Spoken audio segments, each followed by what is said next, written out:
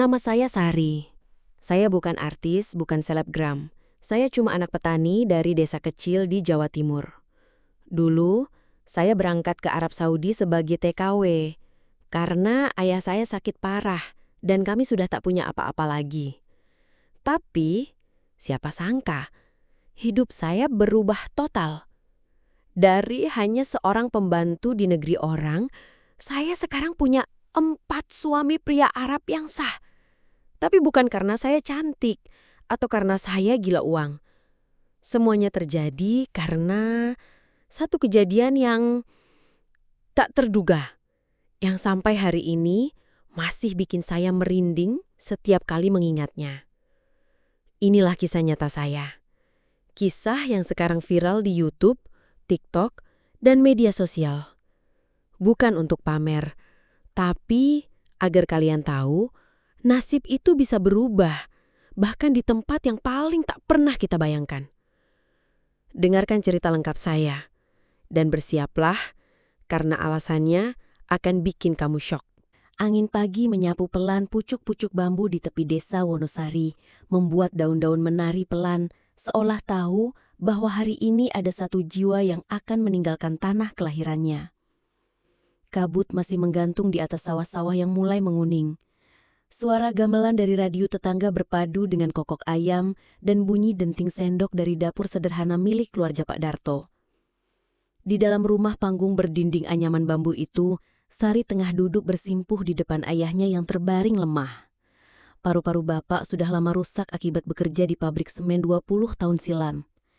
Kini tubuhnya tinggal tulang, dan suara nafasnya seperti seseorang yang sedang menghirup udara dari celah kecil di tembok.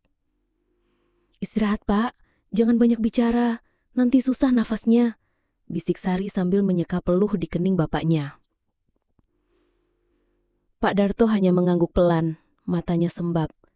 Ia tak punya kata-kata yang cukup untuk menahan putrinya. Ia tahu, jika Sari tak pergi hari ini, maka obatnya tak akan terbeli bulan depan. Sari bangkit perlahan. Di luar rumah, ibunya sedang menyuapi adik bungsunya Andi dengan bubur jagung. Sari menatap mereka dengan mata berkaca-kaca. Rasanya baru kemarin ia bermain kejar-kejaran dengan Andi di belakang rumah. Kini, ia akan meninggalkan mereka, meninggalkan semua yang ia kenal.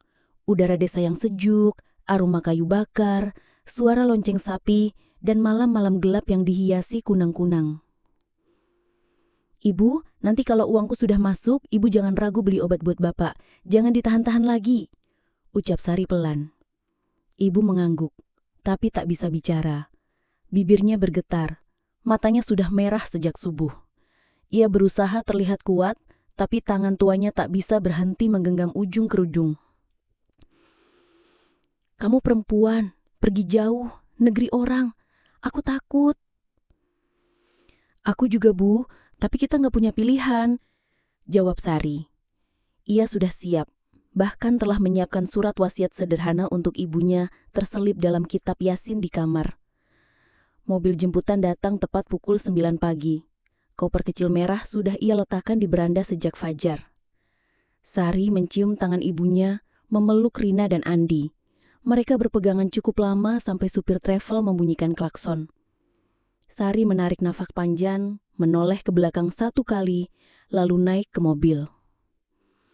Perjalanan ke penampungan TKW di Jakarta memakan waktu hampir 12 jam. Sesampainya di sana, Sari ditempatkan di kamar berisi 8 perempuan lain dari berbagai daerah. Semuanya punya alasan berbeda, tapi tujuan sama, mencari harapan di tanah orang. Hari-hari di penampungan tak mudah.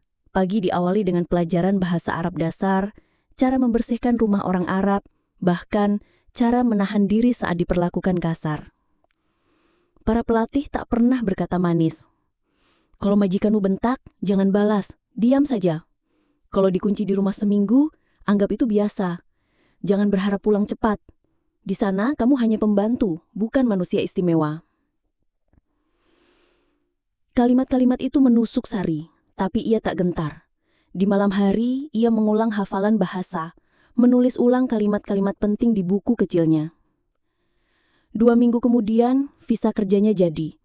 Agennya memberikan tiket pesawat dan kontrak kerja. Sari tak benar-benar paham isinya karena semua tertulis dalam bahasa Arab.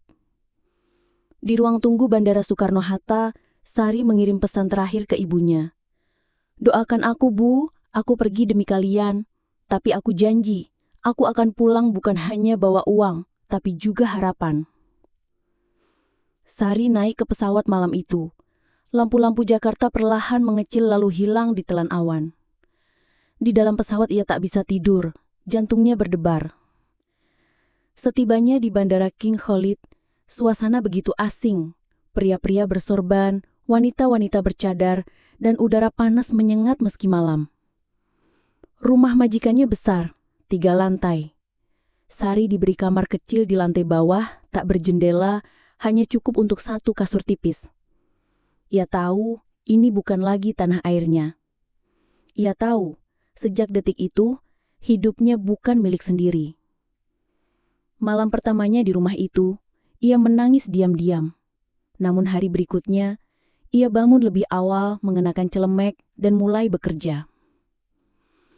Yang belum ia tahu, hidupnya akan berubah bukan hanya karena kerja keras, tetapi karena pilihan-pilihan besar yang akan datang. Pilihan-pilihan yang akan membuatnya viral, dipuja sekaligus dicaci, dan mengubah hidupnya selamanya. Riyad menyambut Sari dengan udara kering dan panas yang menusuk kulit, seperti dijilat bara api. Ia turun dari mobil hitam yang membawa koper satu-satunya. Koper merah lusuh peninggalan sepupunya dulu. Rumah di depannya megah, bercat krem muda dengan ukiran pintu kayu setinggi 2 meter. Keluarga majikan itu terlihat kaya dan berpengaruh.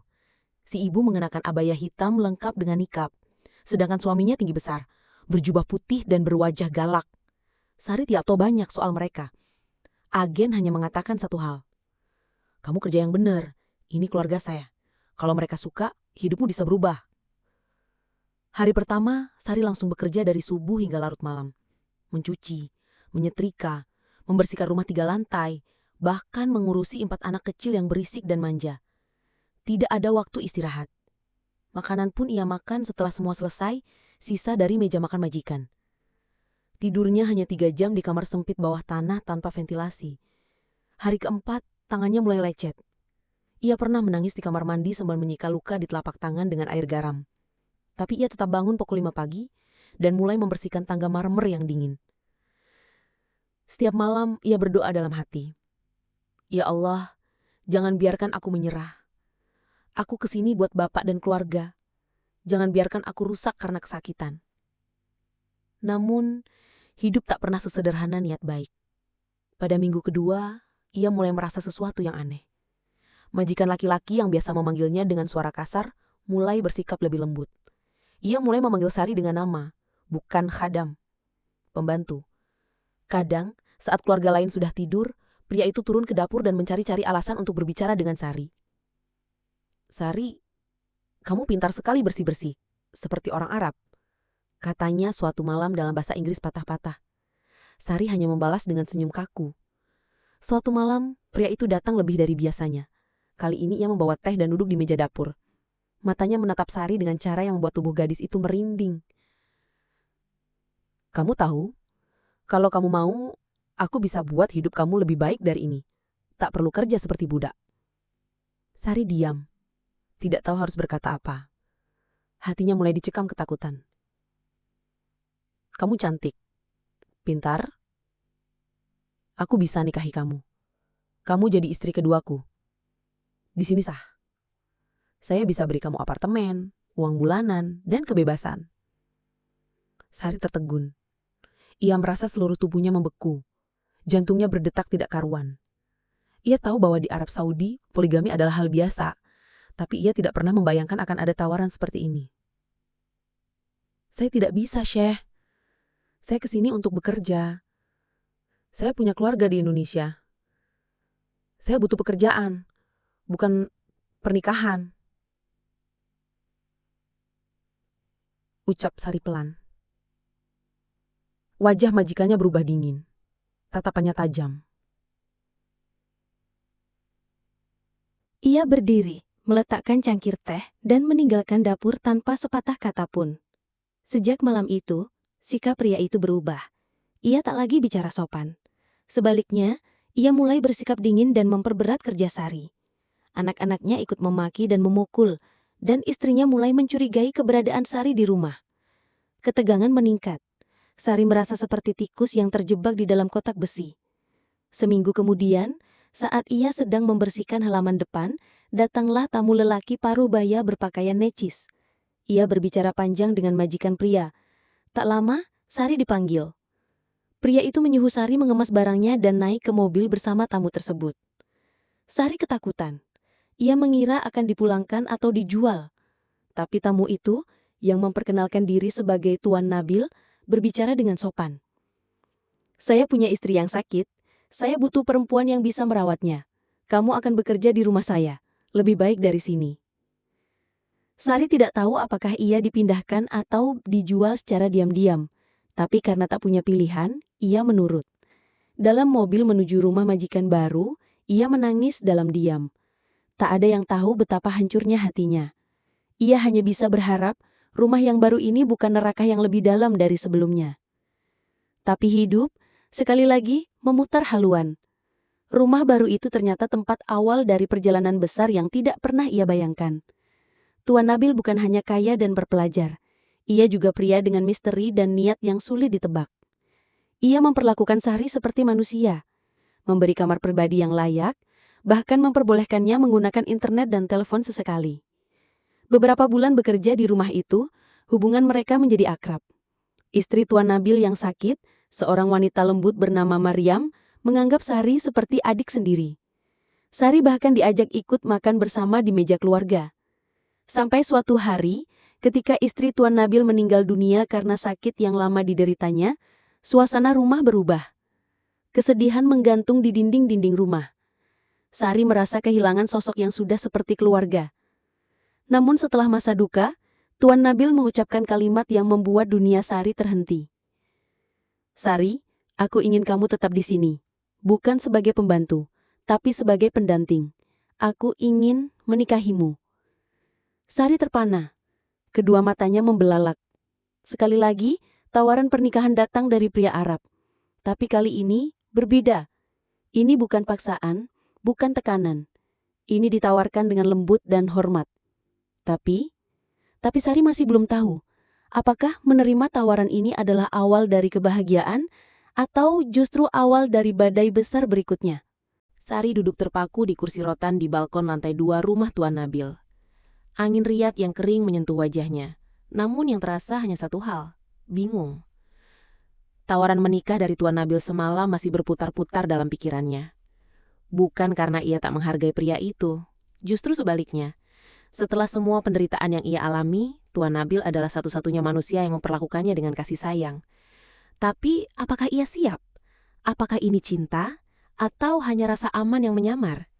Pagi itu, saat matahari baru menyembul malu-malu di ufuk timur, Tuan Nabil datang menghampirinya. Pria itu membawa nampan berisi teh dan roti hangat. Ia duduk di samping Sari tanpa banyak bicara. Lalu, dengan suara tenang dan bergetar, ia berkata, Sari, kamu tidak perlu menjawab sekarang.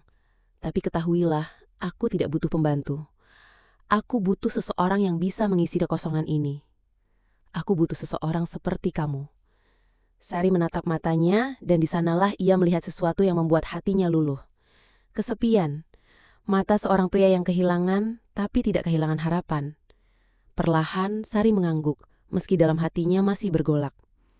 Pernikahan itu digelar secara sederhana. Tak ada pesta mewah. Hanya wali nikah, saksi dan ijab kabul dalam bahasa Arab yang Sari belum begitu mengerti. Namun ketika kata sah diucapkan dan cincin sederhana melingkar di jarinya, Sari merasa aneh, seperti menyeberang ke dunia yang sama sekali baru. Hari-hari setelah pernikahan mereka terasa damai. Sari tak lagi bangun subuh untuk membersihkan lantai, tapi duduk di meja makan sebagai istri. Tuan Nabil memberinya kebebasan, belajar bahasa Arab, membaca buku, bahkan membuka akun media sosial dengan pengawasan. Namun statusnya sebagai istri muda tetap menjadi beban. Beberapa kerabat Tuan Nabil mencibir. Pelayan-pelayan lama memandangnya sinis. Di luar rumah, masyarakat tak memandangnya sebagai istri, tapi sebagai ex-TKW yang memikat majikan. Seminggu kemudian, berita pernikahan mereka mulai menyebar. Beberapa orang memperingatkan Sari bahwa harta keluarga Tuan Nabil akan diperebutkan jika sang suami wafat, dan ia akan jadi sasaran kecaman. Tapi Sari tak peduli. Ia hanya ingin hidup tenang dan membalas semua kebaikan yang ia terima. Sayangnya, ketenangan itu tidak bertahan lama. Suatu malam saat mereka makan malam, Tuan Nabil batuk keras dan darah mengalir dari mulutnya. Sari panik. Pria itu dilarikan ke rumah sakit dan divonis menderita kanker paru-paru stadium akhir. Umurnya, kata dokter, tinggal hitungan bulan. Dalam sakitnya, Tuan Nabil memeluk Sari dan berkata, "Aku tidak menyesal menikahimu. Tapi setelah aku tiada, kamu harus kuat. Jangan kembali ke tempat gelap itu. Jangan." Beberapa bulan kemudian, Tuan Nabil wafat. Sari menangis seperti kehilangan rumahnya sendiri. Dan memang benar, setelah itu keluarga besar suaminya mulai datang. Bukan membawa belasungkawa, tapi membawa pengacara. Mereka menggugat Akwaris, menggiring opini bahwa pernikahan mereka adalah manipulasi. Namun sebelum wafat, Tuan Nabil sudah membuat surat wasiat sah, memberikan satu apartemen mewah dan sejumlah tabungan untuk Sari. Ia tidak memberi semuanya, hanya cukup untuk hidup layak. Dengan berat hati, Sari meninggalkan rumah besar itu. Ia pindah ke apartemen yang diwariskan, hidup sendiri dan mencoba membangun kehidupan baru. Ia membuka jasa catering kecil-kecilan untuk keluarga Indonesia di Riyadh dan membantu TKW lain yang kesulitan. Ia mulai dikenal di komunitas sebagai perempuan mandiri, kuat, dan tak mudah goyah. Tapi hidupnya tak berhenti di sana. Di sebuah acara pengajian komunitas Indonesia di Riyadh, ia bertemu seorang pria Arab muda, lulusan universitas, sopan dan sangat tertarik pada cerita hidup Sari. Namanya Amir Al-Rashid. Ia bukan orang kaya raya, tapi ia punya satu hal yang membuat Sari kembali merasakan sesuatu yang telah lama hilang. Semangat hidup. Beberapa bulan berkenalan, Amir melamar Sari. Dan untuk kedua kalinya, Sari menjadi istri pria Arab. Namun siapa sangka, Amir ternyata bukan lelaki biasa. Ia adalah anak dari keluarga bangsawan Riyadh yang memilih hidup sederhana dan menjauhi politik keluarganya. Ketika keluarganya tahu Amir menikah dengan janda TKW, badai baru kembali datang. Tapi Sari tak takut. Kali ini ia lebih kuat. Ia berdiri sebagai wanita yang sudah ditempa oleh luka, pengkhianatan dan cinta yang tak biasa. Dan takdir terus bermain. Sari menatap jendela kaca apartemennya di lantai 5. Langit Riyadh mulai memerah. Matahari merangkak turun di ufuk barat, menyisakan cahaya jingga yang menyayat senja. Di meja kecil samping jendela, secangkir teh min mengepul pelan. Tapi pikiran Sari tidak ada di sana. Sudah hampir 2 bulan sejak ia menikah dengan Amir Al-Rashid, pria yang membawanya ke dalam dunia berbeda lagi. Cinta yang sederhana, tapi penuh resiko. Amir bukan pria biasa. Meski saat mereka bertemu, ia tampak seperti relawan biasa di komunitas pengajian. Kenyataannya, Amir adalah anak ketiga dari keluarga Al-Rashid, salah satu klan bangsawan tua di Riyadh, dengan koneksi ke dunia politik, bisnis, bahkan istana. Amir memilih hidup sederhana sejak muda karena kecewa pada sistem keluarganya yang penuh intrik. Ia bekerja di LSM yang membela hak buruh migran dan sering bersentuhan dengan komunitas Indonesia. Dari sanalah ia mengenal Sari, perempuan yang menurutnya punya aura luar biasa, kuat, rendah hati, dan tak tunduk pada tekanan. Namun sejak kabar pernikahan mereka menyebar, tekanan dari keluarga Amir datang seperti gelombang yang menghantam tanpa henti. Ibunya jatuh sakit karena dipermalukan. Ayahnya mengancam mencabut semua warisan. Bahkan 2 kakaknya mengirim utusan untuk membujuk Sari agar menceraikan Amir secara diam-diam, dengan imbalan uang ratusan ribu rial. Tapi Sari tak bergeming. Ia pernah jadi pelayan, pernah dijual diam-diam, pernah dituduh, dan pernah dicintai oleh pria yang wafat di pelukannya. Ia bukan perempuan yang mudah ditakut-takuti lagi. Jika cinta Amir padaku dianggap aib, maka biarkan aku berdiri dalam aib itu dengan kepala tegak, katanya pada utusan keluarga Amir. Namun badai belum selesai. Suatu malam, Amir mengajak Sari makan malam di restoran atap hotel bintang 5. Di bawah cahaya candlelight dan semilir angin malam padang pasir, Amir menggenggam tangan istrinya dan berkata, "Aku akan pergi ke Maroko sebulan, misi kemanusiaan. Tapi sebelum itu, ada hal yang perlu kau tahu." Sari mengernyit. Ia tahu tatapan itu. Tatapan seseorang yang akan bicara sesuatu yang sulit. "Dulu sebelum aku bertemu kamu, Aku pernah dijodohkan dengan sepupuku. Pernikahan itu tak pernah jadi karena aku menolaknya. Tapi ada konsekuensi. Dalam keluarga kami, seorang pria yang menolak perjodohan bisa ditekan secara politik atau sosial. Dan sekarang, mereka ingin membenarkan jalan hidupku dengan cara yang menurut mereka logis. Sari diam. Nafasnya mulai berat.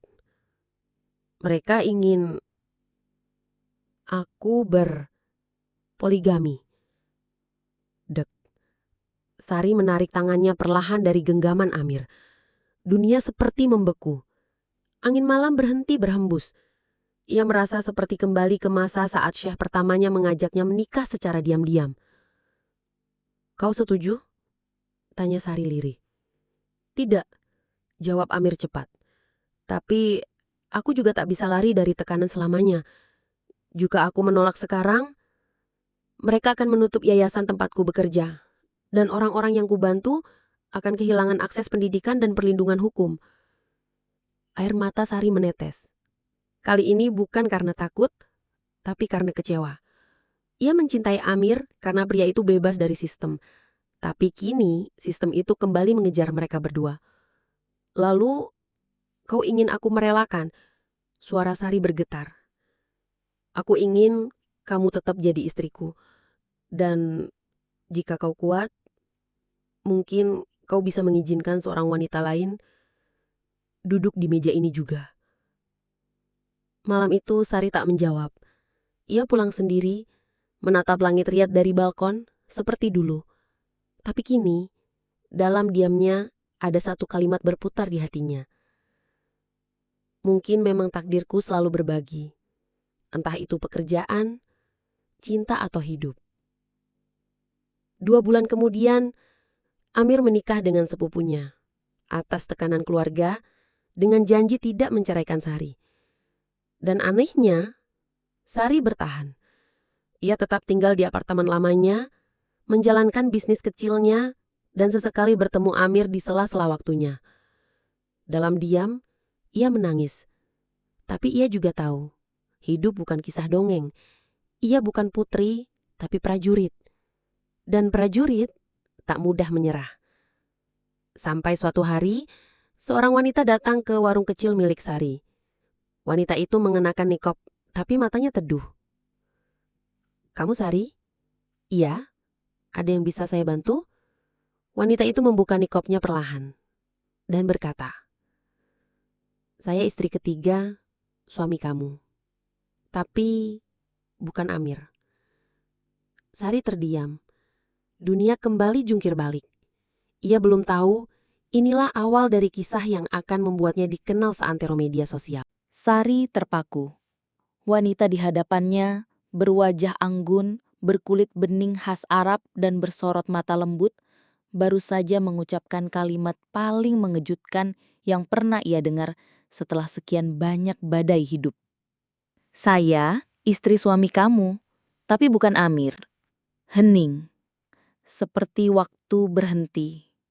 Maaf, Sari mencoba menenangkan detak jantungnya. Wanita itu lalu memperkenalkan diri. Fatimah, istri dari Syekh Abdullah bin Said, seorang pengusaha minyak yang sangat kaya dari Jeddah, dan menurutnya, suami Sari yang sah secara hukum Islam. Sari langsung merasakan dunia berguncang. Ia tak pernah menikah dengan pria bernama Abdullah. Fatimah menjelaskan semuanya. Rupanya, beberapa tahun lalu, saat Sari masih bekerja sebagai pembantu rumah tangga di rumah keluarga Said, sang majikan, Abdullah, mendiamkan sebuah pernikahan mut'ah atau kontrak nikah yang ditandatangani sepihak oleh wali palsu yang dibayar. Itu terjadi saat Sari sakit dan tak sadarkan diri. Peristiwa yang bahkan tak pernah ia tahu secara penuh, karena dokumen palsu itu dibuat dengan cap yang waktu itu sering disalahgunakan oleh sponsor TKW ilegal. Sari, aku tidak membencimu, kata Fatimah. Aku justru datang untuk membebaskanmu, karena setelah dia menikahi aku secara sah, dia terus menyebut-nyebut namamu. Aku ingin tahu siapa kamu sebenarnya. Darah Sari mengalir dingin. Ternyata, pria itu telah mempermainkan hidupnya dengan cara yang paling keji. Tak lama setelah pertemuan itu, Fatimah membawa Sari menghadap pengacara keluarga Said. Dokumen-dokumen nikah palsu diperlihatkan, dan setelah penyelidikan panjang, terbukti Sari menjadi korban perdagangan perempuan terselubung yang dilindungi oleh sistem mafia sponsor gelap di Riyadh. Kasus itu meledak.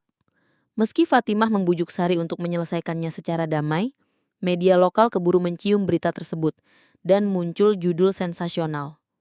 TKW Indonesia pernah dinikahi Syekh saat tak sadar? Skandal keluarga Said terkuak. Wartawan mulai memburu Sari. Dan anehnya, bukan hanya 1, 2, tapi 3 nama pria Arab yang kini terhubung padanya muncul dalam pemberitaan. Amir, suami keduanya. Abdullah, suami tanpa izin. Dan yang ketiga, pria yang paling mengejutkan.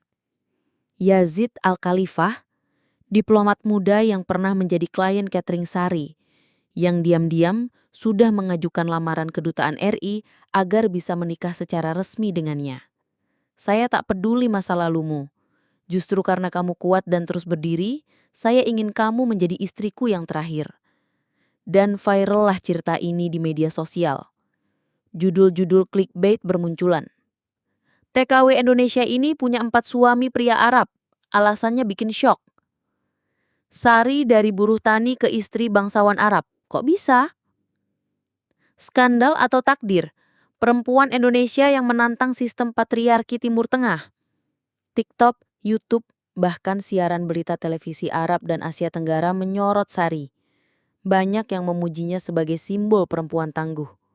Tapi tak sedikit yang mengolok atau memfitnahnya. Sari hanya diam. Di rumah apartemennya yang sederhana, ia duduk mengaduk teh min dan berkata pada bayangannya sendiri. Aku tidak pernah memilih jalan ini, tapi aku juga tidak lari darinya. Di titik ini, Sari belum menjawab lamaran Yazid. Ia belum memastikan status hukum dirinya dengan Amir, dan ia masih menggandeng Fatimah, wanita yang seharusnya menjadi madunya, tapi justru kini menjadi sahabat terbaiknya. Namun satu hal pasti, hidup Sari belum selesai. Karena sebuah surat panggilan resmi dari Mahkamah Syariah Riyadh baru saja sampai di bawah pintu. Dan surat itu berisi nama seorang pria kelima. Pagi itu, Mahkamah Syariah Riyadh tampak lebih ramai dari biasanya. Wartawan sudah berbaris di luar gerbang. Kamera diarahkan ke pintu masuk utama, menunggu sosok wanita yang menjadi sorotan seluruh Timur Tengah.